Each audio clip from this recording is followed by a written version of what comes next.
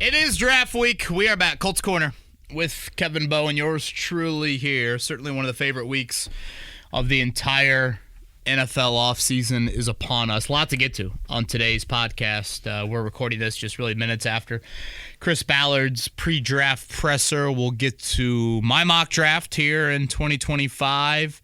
And Dane Brugler, we'll play that back. He was on our morning show last week ahead of the Beast announcement, and I know a lot of people enjoy reading that. Dane Brugler does outstanding work from an NFL draft analyst standpoint, so we got a lot to hit on. Eddie Garrison, good Monday morning to you. Happy draft week. Happy draft week to you as well. Did you have a good weekend? I did. Rosie Bowen at midnight last night saying, my tummy hurts. I'm like, well, did you watch how much candy you consumed over the last... probably more like 16 hours. I think she had her first Smartie at about 7:48 in the morning. So, no, we had a great weekend. It was nice Easter weather here in central Indiana after a rainy Saturday. I know you were a busy man out on the West Coast traveling, so welcome back. Yes, good to be back. Those red-eye flights are no joke, man. Took my first red-eye. I've never red-eyed it. We decided to, so we left at 12:30 Pacific from Vegas and landed here in Indy, I want to say 10:30 in the morning Eastern. And so that was a little rough on Saturday. Vegas red eye, you could see some things. Yeah. I fell asleep pretty much the entire time on both flights because our flight from Vegas went to Atlanta and then Atlanta to Indy. So I fell asleep on both of them. Pretty much like the entire flight attendance. That is certainly a win on that. Welcome back, and we got a ton to get to, so let's get right into it. Again, you and I both just wrapped up a listen of the Chris Ballard pre-draft presser. You know, I don't think anything earth-shattering, but just a couple items that stood out to me. Eddie, he mentioned, pretty thinner at the top of the draft. Good depth, rounds 2 through 5, though. Certainly when you hear that, Eddie, I hear a screaming of a trade back. And I'm going to throw out some draft hypotheticals up on our website tomorrow. Do that every week, or I should say every year during draft week. And, the old trade back. Now, again, you need 2 to tango, but acquire those picks. It's something that definitely stood out to me. I thought his kicker answer was a bit interesting. It sounded more like faith in Spencer Schrader, less to do with Matt Gay, whatever, wasn't living up to the contract, however you want to slice it. He brought up on a couple different occasions, Spencer Schrader kicked well for multiple teams. That's super impressive. I mean, I understand what he's saying, but are we a little bit overblowing like one game with the New York Jets where he kicked a 20-something yard field goal and a 40-something yard field goal? Like, I don't know. I just thought it was a little bit. I get that, you're intrigued and you have upside with them and et cetera, et cetera. I continue to say, why not just play this kicking competition out? Or honestly, get through the draft, Eddie, and then if you find the right A, drafted kicker, or B, undrafted kicker, then, cut Matt Gay. That's where I still am kind of scratching my head for those unfamiliar of like, hey, Kevin, why didn't you ask him that in the press conference? Press conference at 9 a.m. this morning. We had our radio show until 10. So, yeah, I don't totally follow the description on kicker right now. Yeah, I'm right there with you as well. I thought it was a little bit odd. It's like, hey, yeah, he made some, he did a really good job. I'm like, he kicked 5 field goals. Not like he kicked 10 and 6 of them from 50. 9 total kicks if you include the extra points. Yeah, that's it. And didn't kick one past 50. So I'm fine with having Spencer Schrader here. I'm fine with having, some sort of kicking competition. But I don't know. I probably would have stuck with Gay at least through the end of the draft here. I thought one telling thing that he kind of went in on a little bit was like how much they value players who go through the workouts, whether that's through the pre-draft process at the combine or just through their pro day. Yeah. It seems like that's something that they weigh in heavily because I know they'd rather have guys compete than not. Right, and which kind of goes hand in hand with their track record of taking guys that participate in like the Senior Bowl and stuff, and the East-West Shrine Game and stuff like that. Mm-hmm. Yeah. I guess getting away from I don't know if there's anything else draft-wise that stood out. Well, I guess some of the stuff indirectly is influenced by the draft. Tight end. If we had a chance to take one that we really think could make a difference, we'll do it. You can't chase. That's when you make mistakes. We'll let the board play out how it should play out. You're going to hear it here in my mock draft. I went Colston Loveland. I'm still torn on if Tyler Warren was on the board, if they would pick Warren, to be honest with you. When you think about diversifying that tight end room, they have blockers. And Warren is more than a blocker, let me be very clear. But if you're really getting the nitty-gritty of that tight end room, what you don't have is a great pass catcher. And if that is Loveland's MO, and you feel like the shoulder maybe impeded him as a blocker a little bit, then would that be the angle? I was talking with Rick Venturi, Colts radio analyst, a longtime NFL coach, over the weekend, and he thinks there's a chance that both tight ends don't make it to 14, which we were looking up on our morning show today. 1973, last time you've had two tight ends go in the first 13 picks. Mm-hmm. So, could you run into that in a draft where it's thin, at the top, particularly offensive skill-wise? So that's something that stood out. It sounded like Jalen Carlies had shoulder surgery, should be ready for camp. You look at it right now, Eddie. Jalen Carlies is your number two linebacker, and I don't think there's much debate. Nope. So I would expect them to draft a linebacker. We'll see how early. But again, that's a position group that you can make the argument it's got the least amount of depth, certainly proven depth, on the entire roster. Right now, trenches, you can never have enough, never enough. It's one of my kids' favorite songs, Greatest Showman. It's a great soundtrack in general. It is a good song. And lastly, Eddie, quarterback-wise, at some point we'll need to rely on both. What do you mean by that? At some point we'll need to rely on both. I think that just kind of goes back to what he said after the season about Anthony Richardson and his availability, because as of right now, the track record for Anthony, unfortunately, is that he can't stay healthy, so they're going to need Daniel Jones at some point. And maybe he's also alluding to it in this fashion of we're going to need both to make each other better during camp, like with the camp competition between the two and it being quote-unquote open. You're going to need those guys to push each other to pull the best out of the other. Yeah, I mean, if you go off of what Ballard said at the end of the year, which, again, I've tried to harp on this, of like the first answer Ballard gave about Richardson wasn't about his inaccuracy, wasn't about his quarterback standard not being met, wasn't about the turnover issues in 2024. It was about availability. So if you read that quote, yeah, Richardson starts the year and then he gets hurt and you have to go to Daniel Jones, if you want to take it at that level. Anything else Ballard related before we get into my mock? One other note that he did talk about with tight ends, I don't remember who directly asked this question, but it was along the lines of, if they need a complete tight end that can play all three downs. And Ballard went into is like, yeah, that would be really nice. Like, you have to be able to block, and because you can't just be a guy that goes out there on passing downs to kind of tell the defense, hey, we're passing the ball here. So you have to be somewhat of a capable blocker, and that they're looking for somebody who can win over the middle of the field. That's kind of like what they're looking at in terms of traits of their tight ends. Yeah, and, obviously, he threw in there the debate we've had, Eddie, probably a lot over the last 3 months of you can find good tight ends, or arguably great tight ends, at other parts of the draft. I do think it's a position that it's easier to find those answers at other parts. Not all positions are like that. I do think tight end is one of them, but obviously we will wait and see what transpires coming up Thursday night. Breaking news, Kevin, starting now through May 31st, if you order from Cluster Truck here in Indianapolis, you can get the Kevin Bowen burger. How about it?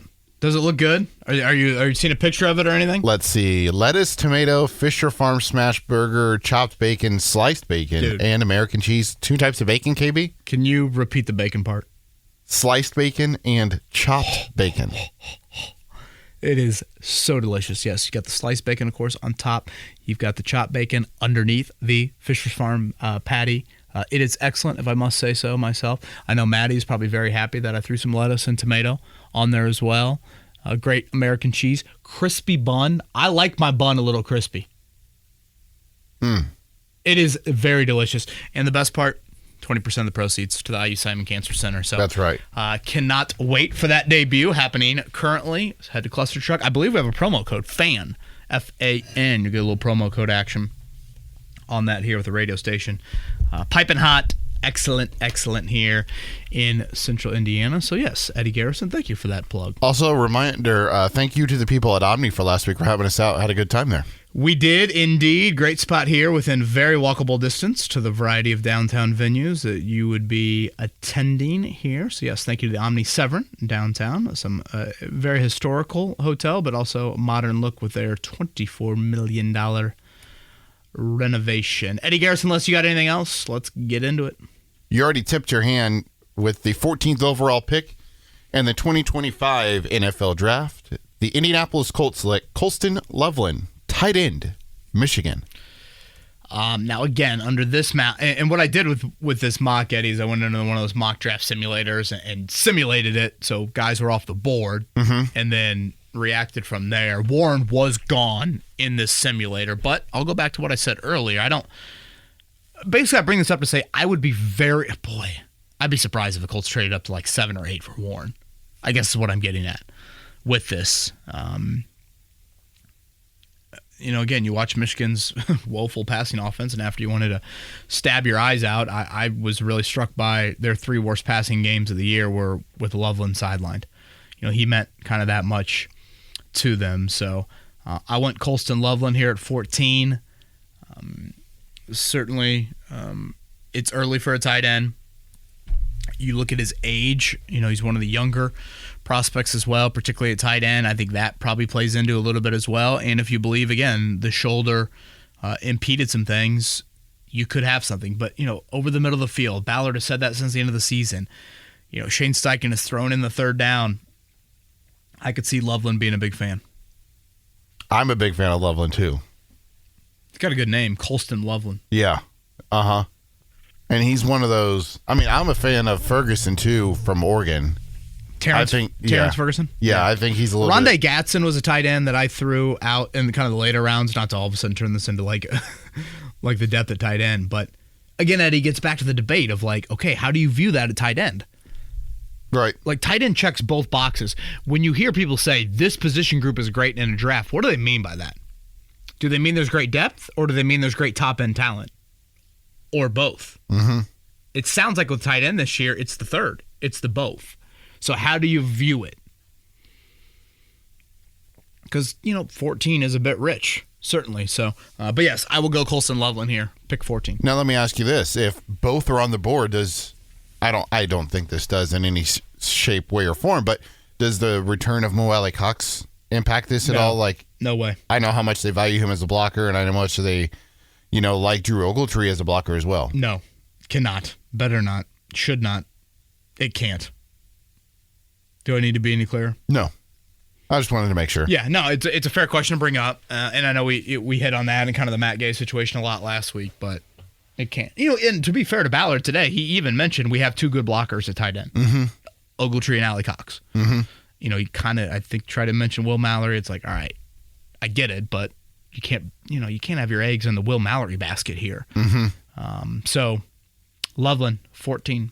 With the 45th pick of the 2025 Kevin Bowen NFL mock draft, the Indianapolis Colts select Jordan Birch, defensive end, Oregon. Yeah, South Carolina kid who transferred to Oregon. I thought put up some impressive sack numbers in both the SEC and Pac-12 and into Big Ten, and those are the best conferences in college football. So that stood out to me. The thing about Birch, and I remember him from his recruiting days. I mean, he was a highly ranked recruit. He has a bit of an Adengbo body type. And I don't think there's a lot of those guys when you get into the round 2 range in this year's draft class. So, could you line him up at multiple spots? He's certainly not a true edge. He's probably honestly more of a power guy, but he's got some freaky athletic stuff that makes you think, could you tap into a little bit more of that? So, again, I think defensive line is, I think it's a really big need. I don't know. It's probably something Ballard and I actually align on, in that I do think that need is there. So I was a little torn on where to go here, to be honest with you, in round 2. And this gets into the positional mock debate we had last week, Eddie. Do you go O-line? Do you go linebacker? Where do you go? 280-pound edge rusher that's got some poppy athletic traits that seems like, and when I say edge rusher, I just mean that in quotes. He can line up other spots. That would seem to be attractive to Ballard. You can nitpick a lot of these D linemen, though. And so, you can certainly nitpick this pick. I don't want to act like it's some foolproof, but Went with Birch here in round 2. Lance Zierlein from NFL.com. He does the draft profiles for their website. So he puts up like kind of an overview of what, scouts have told him about this player's strengths, weaknesses, whatever, where he has them projected in the draft. And then NFL comparison, hammer, right on the nail, KB, Dio Adengbo. Really? That was his comp? Yeah. Huh. Interesting. Wow. Well, that makes me like the pick even more than as it has a possibility of happening here. So, again, I don't know exactly where he fits, but, I mean, you could talk yourself into the Colt. It was kind of funny, like, listening to Ballard talk about the D-line today, he was like, yeah, he was asked specifically about defensive tackle. He's like, well, yeah, but, defensive end too. It's like, you could go multiple places here. So, Jordan Birch, Oregon, round 2. And round 3, a local product, not in terms of high school, but collegiately, Marcus, I don't know how to say his last name, offensive lineman from Purdue. Yeah, silent M there, Marcus Bowe. Can't believe I'm drafting a Purdue football player, but I actually think Bowe could fit a little bit of what you've got. And you see this a lot with the draft prospects. Zach Martin is probably the poster child of it, Eddie. The 6'4", 300-pound college offensive tackle turned guard. Now, Bowe, kind of similar to Bordolini last year, really nice athletic frame. Very nice. Is there enough strength? And that's probably my one concern here of, like, do they want more of a road grader at right guard? Will Fries had the big frame on him. Fairchild from Georgia is a guy that I think will go a little bit higher than Bowe, but, like, does he kind of fit that mold? The kid from Arizona, he's got the last name with 1 million syllables in it. Would he be one that is kind of in more of that mold here? But Bowe did start 18 games at right tackle, the others at right guard. And, you certainly need to fill out some depth on game day. So you would think he'd be able to. He was a local pro day attendee, not a participant. But, do you have that position flex? I mean, there are a lot of these kind of tackle, could be turned guards, I feel like, in this year's class. And we know the Colts are fans of the offensive line in the middle rounds here. So I went with the only reason to watch Purdue football this year. You went with a position of need in the 4th round because this said player brings speed and athleticism to a position where the Colts have wide open playing time alongside blank. He is an elite space athlete that continues to rise up the importance list at this position and fits this position at his best. Razz it up, baby, for Smile Munden Jr. here, the Georgia linebacker. Athletic freak. Really has been a long-time contributor at Georgia. It's kind of funny. You watch some of his highlights. He's making plays against C.J. Stroud in Ohio State, back in that Sugar Bowl. So he has been there for a while. We heard Ballard say today you need to add at linebacker. And, that's a position group, Eddie, that certainly more of the space athlete is present in today's game. He's got a little bit of, kind of a Carlisle build to him of, you could see, big safety back in the day. He's really tall and lanky. You honestly watch him out there, and there are times I'm like, is that a whiteout? Yes. Like a bigger whiteout playing linebacker there. And his jersey number, I think, is 2. So I feel like that kind of stands out as well. So Georgia defenders probably never a bad thing, right? Never. Those guys translate well to the NFL. Tip of the hat to what Kirby Smart and his crew do to get guys from. But they can't Georgia. beat the Irish, baby. Come on, let's go. Are you done? God, that felt good to get out on a Monday. How obnoxious was that? That was so. That was a little obnoxious. It was just one game, Kev. Sugar Bowl, Eddie? I mean, on your way to the national title? Backup quarterback. No, do I need to remind you? Weren't they wanting the backup quarterback? No, I don't. Oh, well, maybe. I have no idea. No idea. I actually thought the kid played okay. Okay, moving along in the 5th round. Do you want to talk more about this game? No. Moving along in the 5th round, the 151st pick, a guy who I actually really like, who is very explosive, and I think he brings more than just his position, Jaden Blue.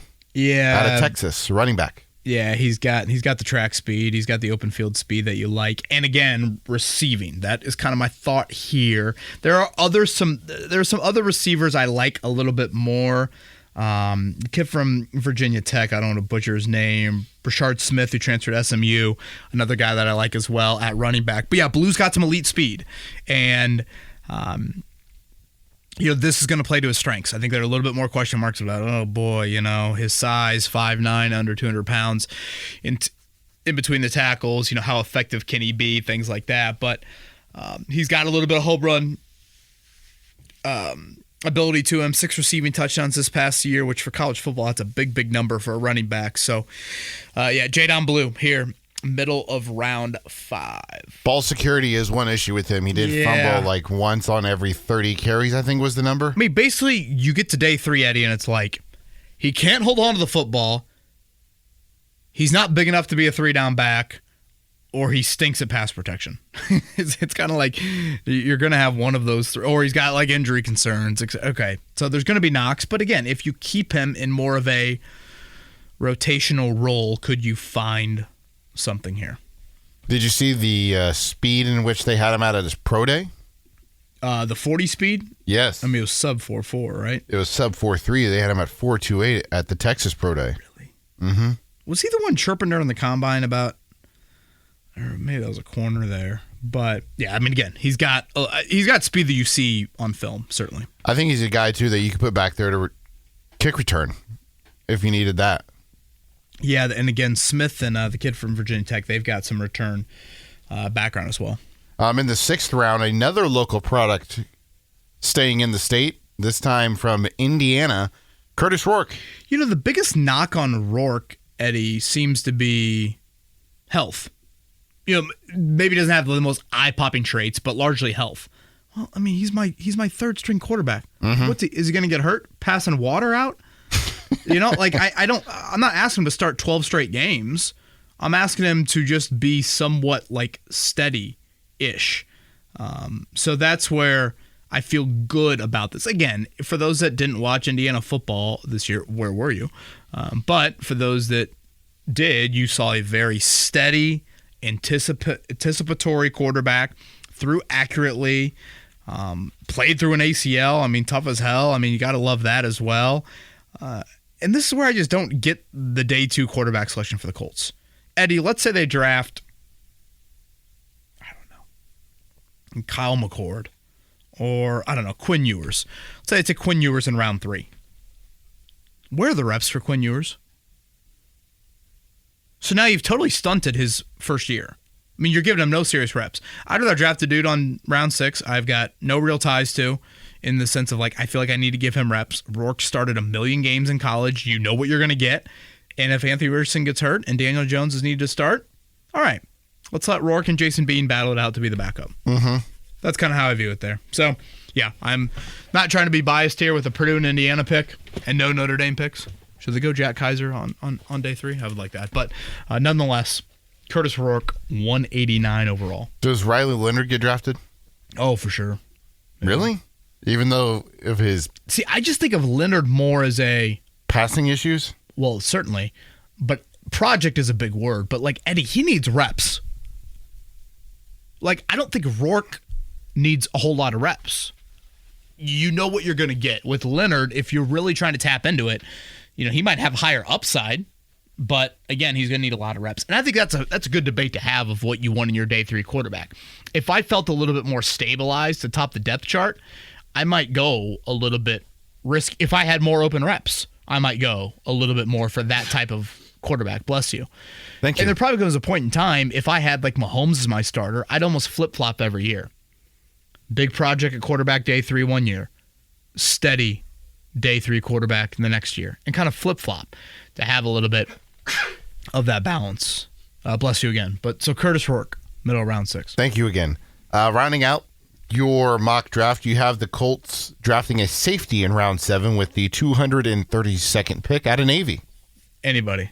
Anytime I can get a Service Academy on my team, I'm doing it. Rayon Lane, the 3rd here. I remember that Notre Dame game, watching him, or just the general hype around him leading into that game. 4-year starter. He got his hands on a lot of footballs at Navy. 43 straight starts. Again, it's a 7th-round safety. I probably should stop there before I overblow it. He's undersized. That's probably why. He's not the greatest athlete in the world. But, steady 3rd, 4th safety, special teamer, et cetera, et cetera. That's kind of what I was thinking here with Ryan Lane the third to round out this mock. All right, Kevin, we've gotten your thoughts about the Colts mock draft there. Let's get some thoughts from someone else who's a professional. Shout out to the great Dane Brugler from The Athletic. A lot on the beast, a lot on this year's draft class. We had Dane on our morning show. You'll hear some different voices. Check this out right now. Dane Brugler from The Athletic. Dane, good morning to you, and congratulations. Hey, good morning, guys. I appreciate the kind words. It feels good to have the beast out there. Share it with everybody. The feedback's been awesome, especially the resources we put behind it this year to make it more interactive on the website. There's still the PDF if you want to download it that way, but the interactive version on the Athletic website is just really awesome. The navigation's easy. 2,600 players, 400 reports, like all that good stuff, all the good background information, the draft nuggets, the testing information. So, the feedback's been awesome, and hopefully, people haven't checked it out yet. Hopefully they do. It's the must-have, one-stop shop draft guide for everything that's going on next weekend. It looks incredible. Cannot endorse it more from a digital standpoint and just the look and, like you said, the accessibility of it. Can I get a word count? I'll tell you this. We do everything over Google Docs, and we found out that apparently Google Docs has a limit. It's 1 million characters. We were about 75% through the beast when we hit that mark, and so we had to open up a separate Google Doc for offense and defense and kind of split it up that way, which kind of sums up how extensive this thing is. Wow, you're a freak. Unbelievable. He is, and that's the best compliment in the world. I'm telling you, man, I just picture Dane sitting in like his office or somewhere, no lights, clicker, tape, and he does that, and he emerges, gives us the beast, and goes back down. The old school tape, right? Somebody asked me the other day, like, what I can't wait to do in May, and I said it's just go outside. I mean, just kind of be part of society again. There's the sun. That sounds nice. He's going to start presenting it like Mustafa presenting his son moving forward. I mean, look, on a more serious note, the great debate here, as you know, Dan, I talked to you about this at the Combine, is tight end. Tyler Warren, Colston Loveland. Just give us your take on the two and where you would lean if both are available at 14. Yeah, and I get the debate because if you draft a tight end with a top of the first round type of resource, are you going to utilize him enough to make sure that you're warranted the pick? And so obviously that's a part of the play calling, part of the decision making process. Like let's add another playmaker, but let's make sure that we're going to use him in the right way. And Tyler Warren, Colston Loveland, both these guys have shown that they can be used in a variety of ways, up and down the line of scrimmage, a lot of versatility. They're not just hand on the ground tight ends. They can be that, even if maybe that's not the best thing that they do. But you want them in the backfield, you want them in the slot. You can line them up out wide, and they'd be just fine. Tyler Warren, I think, is. For me, they graded very similar. I gave the edge to Tyler Warren just because of proven durability. Production is hard to ignore. Like he's a more fully formed football player. Where Colston Loveland, there's a lot to like about the upside. If I'm going to chase the upside, I'm going with Colston Loveland. I think he's the better high-end athlete. What he can do down the seam, what he can do at the catch point, after the catch. He's also banged up a lot this year, and so you do take that into account, especially when you think about like a guy like Dalton Kincaid, who the Bills drafted in the first round 2 years ago, who was viewed as, all right, well, this is going to elevate the Bills' offense, and then that's just not what has happened at all. And part of that is injuries. He's been banged up, and how that's affected him. Tight end's traditionally a position that takes time to adjust to the NFL game. So, for all those reasons, I would lean Tyler Warren, but I also don't think Tyler Warren's getting out of the top 10. I think the Jets at 7, the Bears at 10. One of those spots is kind of where he's going to end up. And then will Loveland still be there when the Colts are picking there at 14? And if he is, do they love him enough to take him? That'll be the big debate. I didn't think Brian Thomas Jr. would get past the Colts last year in the first round, and he did. So, who knows with Colston Loveland this year?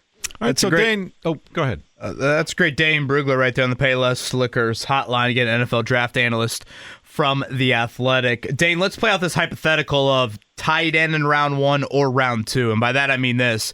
I also think the Colts have a need on the offensive line, particularly right guard is an open starting job. D-line could use another body. In this year's draft, do you think it's smarter to go tight end at 14 and then come back with the trench pick in round 2, or would you rather go trench pick in round 1, come back, maybe go, I don't know if Mason Taylor would be there at 45, but then dip into the tight end draft depth at 45?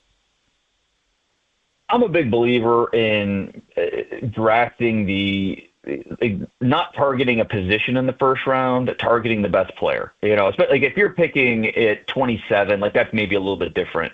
But theoretically, hopefully there's a first round graded player on your board when you're picking 14. This draft's a little bit lighter in terms of those first round grades. Some teams only have 10 to 12. Other teams see, 15, 16. I'm not sure where the Colts are in Chris Ballard, but hopefully there is a first round grade on your board sitting there at 14, and that might limit your options, but I'd rather take the first round player than a second round graded player. So I think going with the better player is the best way to go, but theoretically, to your point, I think it would be maybe a little bit easier to, find. If you want an interior lineman, I think that you probably have a better bet of finding that guy in the second round, whether that's, Tate Ratledge from Georgia, who I think is a really good player. I think he'd be a really good fit with the Colts at that point. If they did wait on tight end, this is a decent tight end class. It's a pretty good group. And so Elijah Arroyo in the second round, I'd be shocked if Mason Taylor made it to them in the second round, but still Elijah Arroyo would be a good pick. In the third round with Harold Fannin Jr. and if you want to go Gunnar Helm in the third, fourth round range, like there's a lot of tight end options that you don't have to force that pick in the first round. But I would say in the first round, I think you need to make sure you're getting an impact player, whether that's on the offensive line, tight end, wherever. Just make sure you're getting an impact guy. Dane Brugler, The Athletic, joining us on the Payless Liquors hotline, talking about the draft coming up a week from tonight.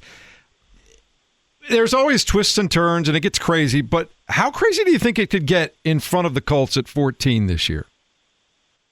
Oh, it'll definitely be crazy because we have a good idea how the first 4 or 5 picks will play out, and then that second tier of players is really there's a lot of differing opinions about just who's in that group, the order of that group. I'm fascinated to see how many quarterbacks go before the Colts. Obviously, if you're Indianapolis, you want to see 3 quarterbacks off the board by the time you're picking, just to push better players down to you. But there's a very realistic chance that there's 1 quarterback off the board, and that's Cam Ward to the Titans at number 1. And then it becomes, all right, we're on Shador watch. And where does he end up? There's a good chance he falls to the 20s, and the Steelers at 21 or a team trading up into the 20s to go get him. And so it'll be the quarterback musical chairs will be kind of the talk of the first round this year. And it'll be really interesting to see how it plays out. Dan, I want to go here for a second. We talked about the beast. Can you give some context as to how much work goes into it? And I say that because I get it, and I just Control F and I go through and find the players I'm looking for, or I'll scroll and I'll read. I don't know if I read the entire beast because I'd be reading for days, but how does the process start? And is it like an ongoing thing? Like, have you already started on like 2026?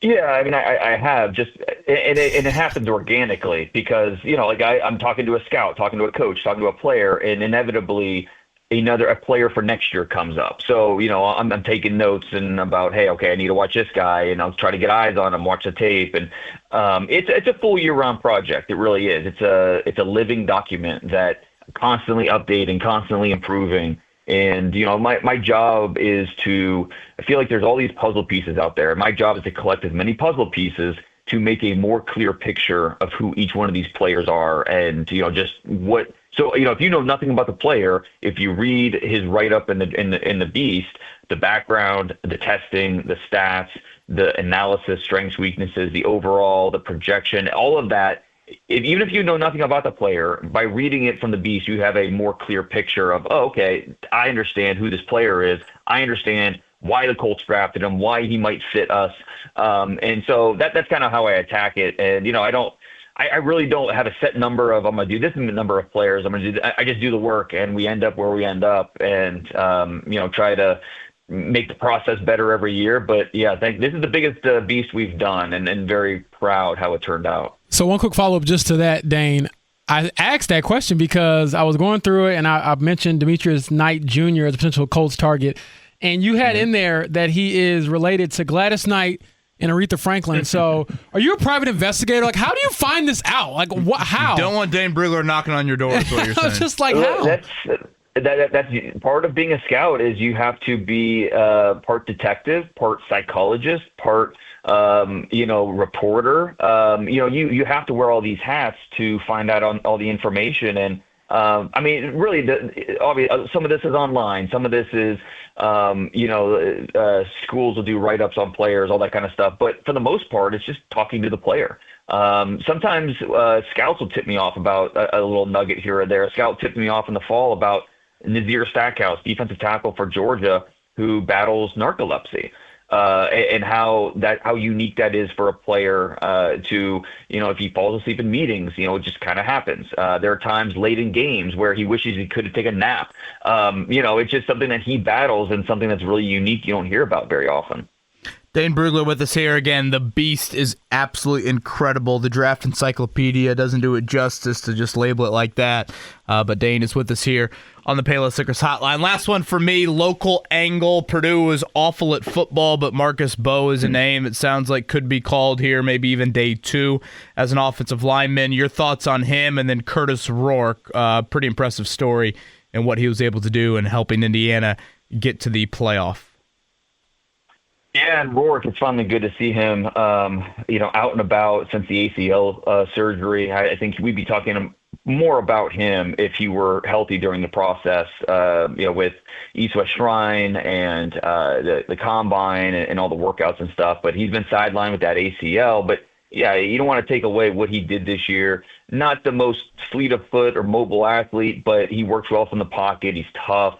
He will push the ball downfield. So I think he'll be drafted and have a chance to stick. With Marcus Bowe, you love the versatility that he offers because he played right guard, played right tackle. Some teams believe his best position will be inside at center. He loved the movement skills, moved really well in space. Big question will be just does he have the power to hold up? Can he be consistent with the technique? The comp that I gave to him was Zach Tom, the versatile offensive lineman for the Packers, who does a lot of different things from tackle to guard to center. And Marcus Bowe could potentially be that guy, likely somewhere on day 2 if he's available, in that early 3rd round range. I think that's most likely where he'll end up. Thank you to Dane. Met him at the Combine, or I guess I met him at the Combine several years ago, but chat with him at the Combine now annually. Just a really down-to-earth guy. I know he's busy as hell in the month of April, and just outstanding work. That is absurd, the amount of time he probably has to put into that damn document. How about they had to go offense and defense document because the thing got so big? We need a behind the scenes. Literally. We need someone following him along and, wishing his wife, and I think does he have kids? I believe he does. Yeah. I think multiple. Yeah. Yeah. Prayers to the Brugler household. Should we get into Twitter questions? We should. We've got a handful to get to. We will start with pumpkin pastry. Will Chris Ballard's first-round pick indicate how comfortable he is in his GM seat for this upcoming season? Meaning if he drafts a tight end or linebacker to fill a glaring need versus an offensive or defensive lineman to start backfilling depth in next year's starter. Also, do you think we have more premium picks devoted to players with more college experience success than players with higher athletic traits and ceilings this year? Yeah, both very good questions. Hell, you probably have some people that would argue right guard might be a bigger need, or defensive line in general might be a bigger need. So I don't know. If Ballard's draft is a total 180 from his normal operating, I'd be surprised. Because to go to your last part here, pumpkin pastry, with this question of again, I brought this up quite often. Eddie, when we go back to the season-ending presser with Ballard, his self-critique, self-evaluation of his drafts didn't sound different to me. Not one bit? Didn't at all. So I know that last part is something they've maybe evolved a little bit on. Like Latu, honestly, is a decent example of it. But that's not always the case. A.D. Mitchell would be a bit of the reverse on it. A.D. Mitchell really didn't have a lot of consistent production at Texas. I think he had, a touchdown catch and all those playoff games he played in. I want to say he had, a handful of other catches total in those games. So it's fair to bring up. I'm just when free agency started, Eddie, I was expecting a different Ballard. That happened. As we sit here on Monday of draft week, I'm not expecting a different Ballard. And like I get where he's coming from. I think if I had to largely summarize Ballard's drafting history and why the Colts haven't been a team that has drafted well enough, I guess, to make the playoffs, I'd largely just boil it down to not enough hits at the positions that truly matter. He's got hits. Yeah. They're just not at the positions that truly, truly matter. That's probably how I would summarize it up. So, I mean... I would argue he's had one hit at an important position, but that's about it. Who's that? Ryman? Yes. God, Ryman's such a great pick. Yeah, I mean, I would say, Braden Smith wasn't drafted to be a tackle, but I'd throw Braden Smith in there. Yeah, obviously, Leonard, you wanted... Leonard, I guess Leonard's playing linebacker. I mean, frankly, all his hits seem to be at linebacker. Taylor, obviously. Pittman. Hit there, but yeah. Pittman is, it's a hit. I don't know. Some might say you want it to be a little bit more than a hit, but I mean, it's definitely a hit, but double, triple, home run, etc. Jimmy is up next now. I'm going to break this into two parts, Kev, because there's a lot to unpack here and a lot to address. Jimmy states, I am baffled, nay, gobstopped, at the assertion that Indianapolis wideouts are passable.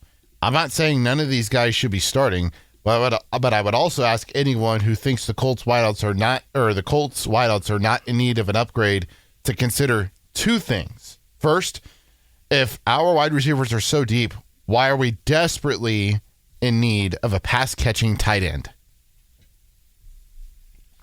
Yeah, Jimmy, I hear you out, and I appreciate the question. I guess let's start here. Do the Colts lack an alpha at wide receiver? Yes. Yes. Yeah, I mean, I have questions about, Pittman and Pierce, truly separating on underneath stuff. With 3rd and 6 in the games on the line, who you throwing the ball to? Probably Josh Downs. Right. I know. Which you would love to have that 6'3", 205-pound guy that, boom, is going to win one-on-one. Mm-hmm. Think back to the Nico Collins play to ice the game week 1 against you. Yeah, but I also look at Detroit, and they go to Amon-Ra St. Brown. Yeah. But, right now, to be clear, St. Brown is here and Downs is here. I agree. I agree. There still is a different level. I think something to keep in mind when I talk about needs, when I talk about the draft, et cetera, you have to weigh your needs against the roster. Not everything can get a first-round pick. That's just not feasible. Mm-hmm. So you just have to kind of weigh things with that. And right now, I think wide receiver is I think it's a notch above like a serviceable level. And again, the A.D. Mitchell rookie year, I didn't if you were going to say A.D. Mitchell's going to struggle as a rookie, I'd rather it look like how it looked. Where, again, the separation he created still offers optimism. I'd rather have that be the best thing he showed than other things. Mm-hmm. So I understand where you're coming from, Jimmy, and it's a premium position, but you've got to weigh that to others. As far as tight end, tight end I think matters. I think, tight end you can, look at if you look at the final 4 teams here over the past few years, they all have had pretty good tight ends. Mm-hmm. So, and if you want to continue to go down this path, Jimmy's knocking the wideouts big time right here. Haven't you had bad quarterback play? Mm-hmm. Hasn't that probably impacted the group as well? Mm-hmm. So I guess I don't know. It probably sounds like I'm carrying a lot of the wide receiver water. Yes, you 1,000% lack an alpha. I want to be very clear about that. But again, when you start weighing them to other pressing needs, for the most part, they're all relatively young. It's not like Pittman's 32. The next 3 guys on the depth chart are all on rookie contracts. I just don't think it's as... for 8 straight years, I've been yelling for it. Mm-hmm. I think it's probably time that for 1 year, I don't yell as much for it. I was about to say, this is probably the 1 year where you don't need to draft a wide receiver. Now, the second part... They've drafted one in every single Ballard draft besides his first year. I won't be yelling too much if they don't draft one this year. The second part of Jimmy's Twitter question that he submitted, what teams, defensive backs in the NFL will look at the Colts' current wide receivers and think we are going to have extra prep work this week. I can't explain how this opinion that the wide receivers are now fixed came about. We're at the same position as last year, except now we know A.D. Mitchell is awful instead of him having potential upside. So my question here is, what am I missing? I would disagree. I think Pierce took a step up. I thought Downs as well. Okay, what challenges an opposing defensive back room, or however Jimmy worded it? I think what challenges you, honestly, is the depth of the room. Your number one corner might not be foaming at the mouth to play the Colts, but you've got to put a speed corner on Pierce. And if you put a speed corner on Pierce or have a safety over the top, what does that open up? A fourth corner guarding A.D. Mitchell, if you want to play out the whole depth chart, you better hope A.D. Mitchell screws up, because he's going to create separation. Now, more often than not, A.D. Mitchell did screw up as a rookie. So obviously his growth is going to be needed there. But that would be where you strike fear. So, by no means do the Colts have a bunch of Canton guys in that room. I want to make that perfectly understandable here, Jimmy. But you kind of have to weigh it with other position rooms. And I just think others fall into a bigger area of need. I'd agree with you there. The other thing, too, is that how much did the Pittman back injury hinder him last year? It's a good point as well.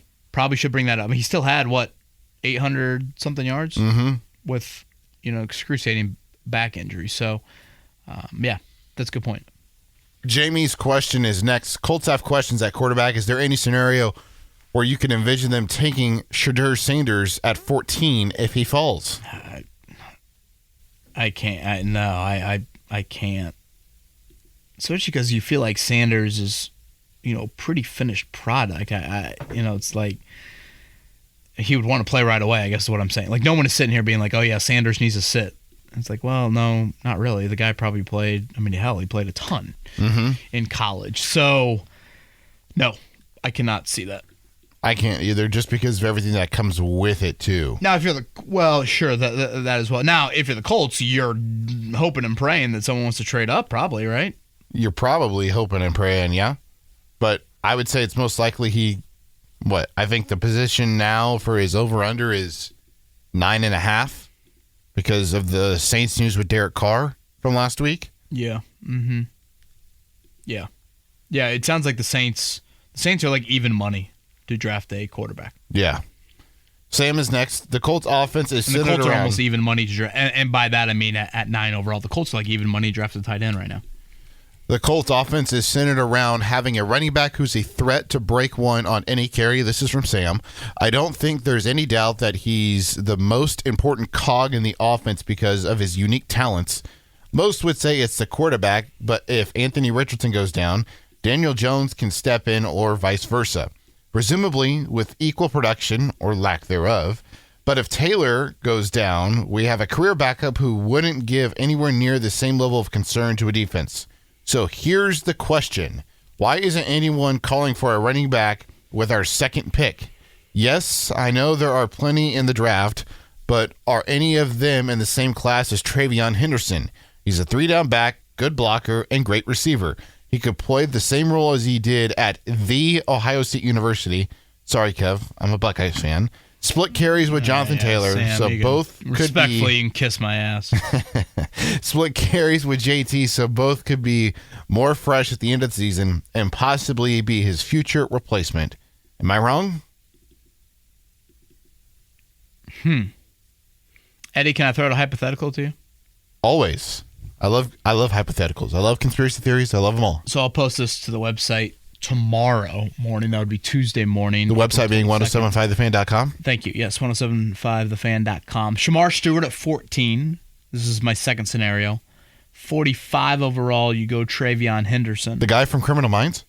And then at 80, Gunnar Helm, who I believe Dane Brugler mentioned earlier, out of Texas.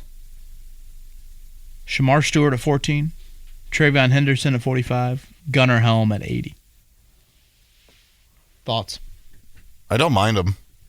I'm a big Travion Henderson guy, but... Is it too sexy? Is it too You don't draft an offensive lineman in the first 3 rounds. You wait till round 3 for a tight end. You imagine a backfield of Henderson, Taylor, and Richardson. Sam, I hear you a lot. Considering the contract, too, with Taylor, I don't know if they're ready to go. Yeah, But I do think they need some depth behind him for sure. Right. And I think the Khalil Herbert pickup is a nice pickup. Now, I don't want them to stop there. Again, I'm not a day 1 or 2 running back guy. I know that might not be the flashiest way to look at it. And certainly Henderson. Yes, I watched him at Ohio State. Yes, I was Ohio State freaking there, sadly, both times, especially when he ripped off the big one in South Bend the year prior. But it's just hard to go there when you look at some of the other positions. Mm-hmm. What they do with running back in the next draft or 2 is going to be something I'm going to be watching, because there are some teams that would probably opt for a little bit of you do see teams at times do this, Eddie, where, they seemingly have a running back very much in their prime, then they take one early and they kind of say, all right, here's our passing of the torch there. So I just don't feel like organizationally they're in the luxury enough to do this. Hell, the Colts did that with Jonathan Taylor and Marlon Mack. Yeah. But that was a little expedited because of the Marlon Mack injuries. Joseph Adai and Edgerrin James, if you really want to go back, a longer time ago, and obviously won a Super Bowl that very next year. So it's a good point. So what you're saying is the Colts need to draft a running back to go to the Super Bowl? Is that what I'm hearing? Stop it. Is that what I'm hearing? Stop it. Final Twitter question is from Wake. Last pod, you talked about possibly taking another defensive end or edge rusher. If it's there, Chris Ballard has drafted 6 already without getting a key franchise piece. I'm not writing off Latu yet, but he definitely was not the, quote, best defensive player, end quote, or even defensive end in the draft statistically. Our most reliable edge, Dio Adengbo, left in free agency for Chicago. With all of that, how on earth can you trust him to pick another one? Defensive end seems to be something Ballard is incapable of drafting well. He's tossed enough darts. Pick a different target. Well, Wake Spike, sorry to break it to you, but he's the GM, so he's the one pulling the trigger on these draft picks. The position means too much just to stop. You can't stop. And maybe you're hoping and praying for whatever. Max Bowen on the Fisher-Price goal, that sooner or later the ball will be pushed over the rim and he'll make it and we can all celebrate after missing 13 in a row. But, the position just means way, way too much in today's NFL for you to ignore it. I think this question, honestly, kind of just summarizes the general frustration with Ballard that a lot of people have. But he's the GM. He's the one. He's the ninth. This is the 9th year, and that, again, is frustrating given the results, but you can't ignore it or stop drafting it. That, to me, is just bad practice. You just hope eventually that you do, hit on one. And you know what? Some might look at edge and say, all right, let's let Latu get the second year. That's kind of why I went with Jordan Birch in my mock draft Eddie in the second round of like, okay, yes, he's labeled as a defensive end, but he can definitely play multiple spots for you. So if for whatever reason, I don't know, Pay and Latu become your DNs of the future, you still have a guy that can impact you at other spots. All right, Kevin, conclusion here. We've yet to see a team make a trade up or back in the first round of the draft. And it's now draft week. I'm not like that. Is that something that usually has already happened by now? I know, like, the Colts trading back in 2018 had already happened by now. Carolina. I guess the Buckner one. Is it usually? I don't know. Maybe I should pay more attention to the draft. Carolina trading out, right, with Chicago? Was that the other way around? Yeah, Chicago traded up, right? Yes, traded up with, yeah. No. Sorry, Carolina traded up. Yeah, Carolina traded up with Chicago. They gave up DJ Moore. Yeah. Yeah. And Houston moving up happened on draft night, right? To get Will Anderson Jr.? Yep. So my question to you is over under 2.5 trades on Thursday night. Oh, you got to go with the over, right? I just off of sheer numbers, you go over. But I do have this thought, Eddie, of like, what are you trading up for? Mm-hmm. If this is really the thin top draft, what are you trading up for? I don't know. Eddie and I might be back Friday morning. Did we do a Friday morning one last year? I can't recall. Should probably double check that, look that up. Nonetheless, Monday we'll have a huge recap pod. We'll have written content up on the website all week long. That's 1075thefan.com. Eddie Garrison, unless you got anything else. Everybody have a great draft week. Thank you.